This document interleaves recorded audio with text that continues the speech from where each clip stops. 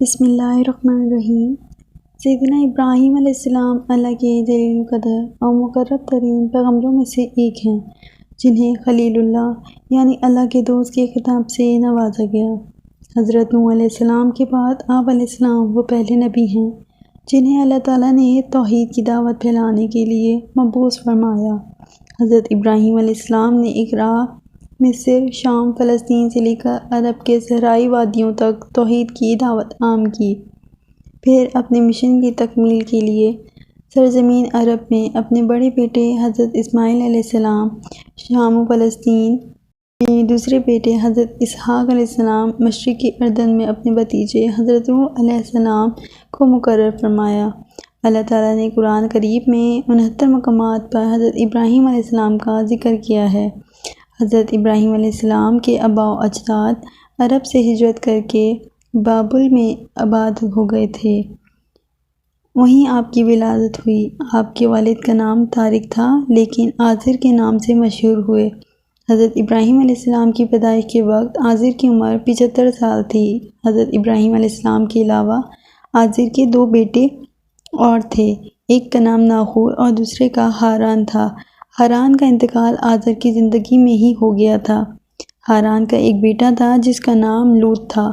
لوط نے باپ کے انتقال کے بعد اپنی زندگی کا بیشتر حصہ چچا حضرت ابراہیم علیہ السلام کے ساتھ گزارا، یہاں تک کہ اللہ رب العزت نے حضرت لوط علیہ السلام کو بھی نبوت سے سرفراز فرمایا۔ حضرت ابراہیم علیہ السلام کے والد آزر کا پیشہ بت تراشی اور بت فروشی تھا۔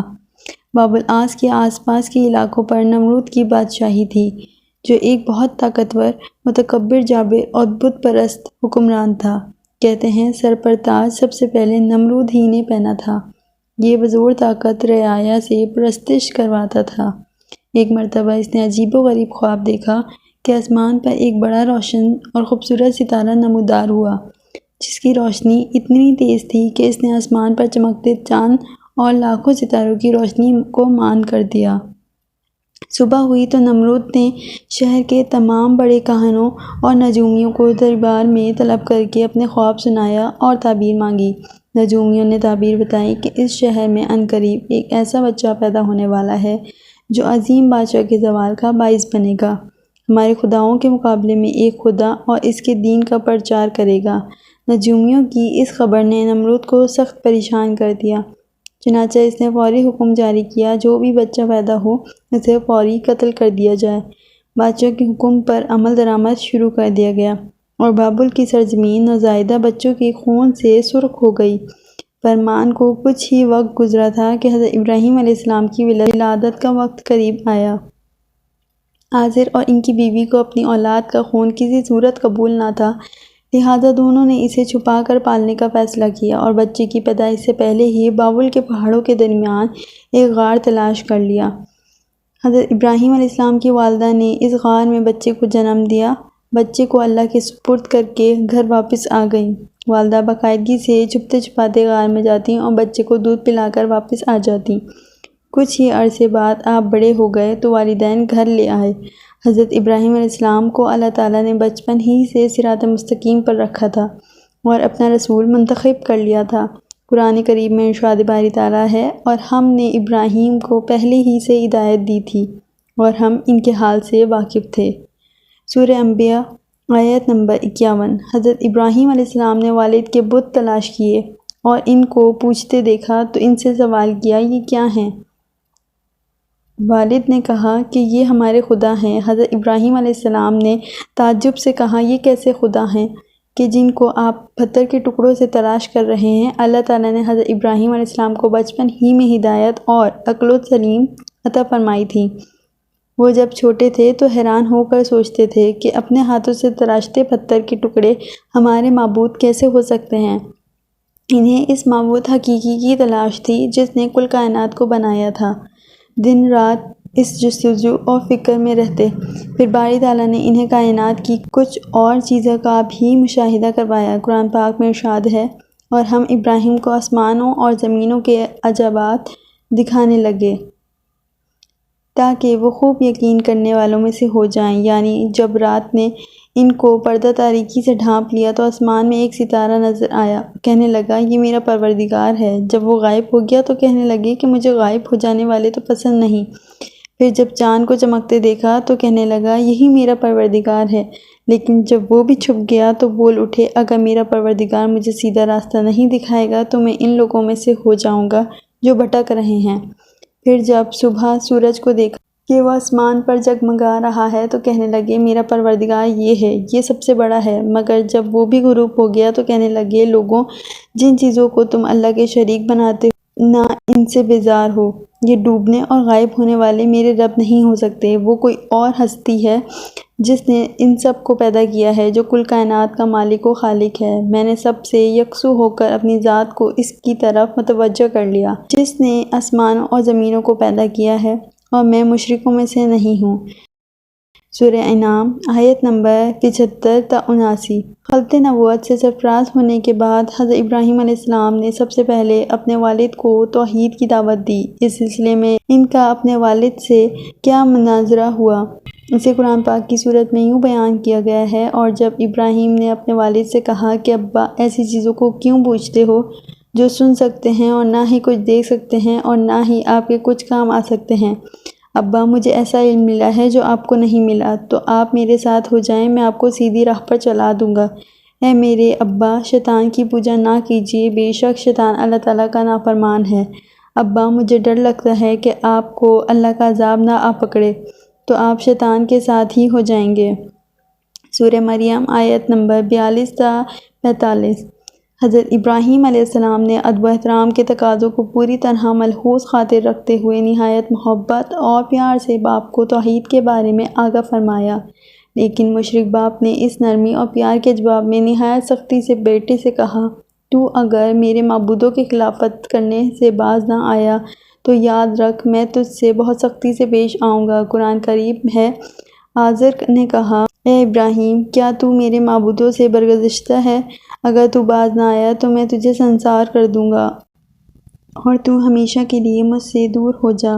اس موقع پر حضرت ابراہیم علیہ السلام نے السلام علیکم کہا اور کہا کہ میں آپ کے لیے اپنے پروردگار سے بخشش طلب کروں گا، بے شک وہ مجھ پر مہربان ہے۔ سورہ مریم آیت نمبر 40 تا 47۔ حضرت ابراہیم علیہ السلام کی قوم کا عید کا دن قریب آیا تو پوری قوم شہر سے باہر جا کر خوشیاں منانے کی تیاریوں میں مصروف ہو گئے۔ لوگوں نے حضرت ابراہیم علیہ السلام کو بھی ساتھ چلنے کی دعوت دی، لیکن انہوں نے ساتھ جانے سے انکار کر دیا۔ دراصل وہ کسی ایسے ہی موقع کی تلاش میں تھے جب کوئی نہ ہو اور سب سے بڑے عبادت خانے میں رکھے بتوں کو مسمار کر دیں۔ چنانچہ لوگوں نے عید کی صبح سب سے پہلے اپنے بتوں کو سجایا، پھر حسب روایت ان کے آگے طرح طرح کے کھانے سجائے۔ ان میں رواج تھا کہ میلے سے واپس آ کر اس کھانے کو بڑے اہتمام سے کھاتے تھے۔ اس کام سے فارغ ہو کر سب لوگ شہر سے باہر میلے میں چلے گئے تو حضرت ابراہیم علیہ السلام کلہاڑا لیے بت خانے میں داخل ہو گئے۔ میں اللہ تعالیٰ ارشاد فرماتا ہے، حضرت ابراہیم علیہ السلام چھپتے چھپاتے ان کے معبودوں کے پاس گئے اور فرمانے لگے تم کھاتے کیوں نہیں؟ تمہیں کیا ہو گیا ہے؟ تم بولتے کیوں نہیں؟ پھر ان کے دائیں ہاتھ سے مارا اور توڑنا شروع کر دیا۔ جب تمام بت توڑ دیے تو آپ نے کلہاڑا بڑے بت کے کندھے پر لٹکا دیا اور گھر واپس آ گئے۔ اور شام کو لوگ خوشی خوشی میلے سے واپس آئے اور بتوں کے پاس پہنچے تاکہ کھانا تناول کریں، لیکن وہاں کا تو منظر ہیبت ناک تھا۔ سب بت اوندھے پڑے تھے۔ یہ منظر دیکھ کر وہ غصے سے پاگل ہو گئے۔ ان میں سے بہت سے کو یقین تھا کہ یہ کام ابراہیم نے ہی کیا ہوگا۔ قرآن پاک میں ارشاد ہے، لوگوں نے کہا ہم نے ایک نوجوان کو ان کا ذکر کرتے ہوئے سنا کہ ایسے ابراہیم کہتے ہیں۔ چنانچہ حضرت ابراہیم علیہ السلام کو بلایا گیا۔ جب آپ آئے تو مشرکوں نے کہا ابراہیم ہمارے معبودوں کے ساتھ تم نے کیا کیا؟ ابراہیم علیہ السلام نے کہا ان کے بڑے بت نے کیا ہوگا، اگر وہ بولتے ہیں تو ان سے پوچھ لو۔ انہوں نے اپنے دل سے غور کیا تو آپس میں کہنے لگے بے شک ہم ہی ظالم ہیں۔ پھر شرمندہ ہو کر سر نیچے کر لیا اور بولے تم جانتے ہو کہ یہ نہیں بولتے۔ ابراہیم علیہ السلام نے کہا پھر تم اللہ کو چھوڑ کر کیوں ایسی چیزوں کو پوچھتے ہو جو تمہیں کچھ فائدہ دے سکیں اور نہ نقصان؟ توبہ تم پر اور جن کو تم اللہ کے سوا پوچھتے ہو ان پر کیا تم عقل نہیں رکھتے؟ سورہ انبیاء۔ بتوں کو توڑنے کا عمل نمرود اور اس کی قوم کے نزدیک ناقابل معافی جرم تھا۔ لہٰذا انہوں نے فیصلہ کیا کہ حضرت ابراہیم علیہ السلام کو اتنی سخت اور عبرتناک سزا دی جائے گی آئندہ کسی کو بتوں کی بے حرمتی کی ہمت نہ ہو۔ چنانچہ نمرود کے حکم پر خندق کھودی گئی۔ پھر قوم کے ہر فرد نے اس کام کو مقدس سمجھتے ہوئے اس میں لکڑیاں جمع کرنا شروع کر دیں، یہاں تک کہ اگر کسی کا کوئی کام رکا ہوا تھا تو اس نے منت مانگی کہ کام ہو جائے تو ابراہیم علیہ السلام کو جلانے کے لیے لکڑیاں کا گٹھا دوں گا۔ خندق کے بھر جانے کے بعد اس میں آگ روشن کر دی، پھر ایک منجنیق بنائی گئی جس کے ذریعے حضرت ابراہیم علیہ السلام کو رسیوں سے جکڑ کر آگ میں پھینک دیا۔ اس موقع پر حضرت ابراہیم علیہ السلام نے کہا، ہمیں اللہ ہی کافی ہے اور وہی بہترین کارساز ہے۔ حضرت ابن عباس اور سعید بن جبیر سے مروی ہے، تو اس وقت بارش والا فرشتہ اضطراب اور پریشانی کے عالم میں کہہ رہا تھا کہ کب مجھے حکم ملے اور بارش برساؤں، لیکن اللہ کا حکم بلاواسطے کے زیادہ تیز تھا، یعنی اللہ نے خود ہی آگ کو حکم فرما دیا۔ قصص الانبیاء ابن کثیر۔ آگ گل گلزار بن گئی۔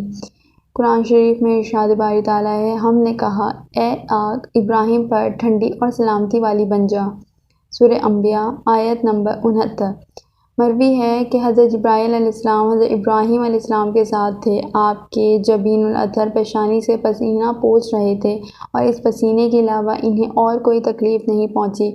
حضرت ابو ہریرہ رضی اللہ تعالیٰ عنہ سے مروی ہے کہ حضرت ابراہیم علیہ السلام کے والد کے کہے ہوئے کلمات میں سے سب سے اچھے کلمات وہ ہیں جو اس نے اپنے بیٹے کو آگ کے اندر دیکھ کر کہے تھے، اے ابراہیم، تیرا پروردگار بہترین پروردگار ہے۔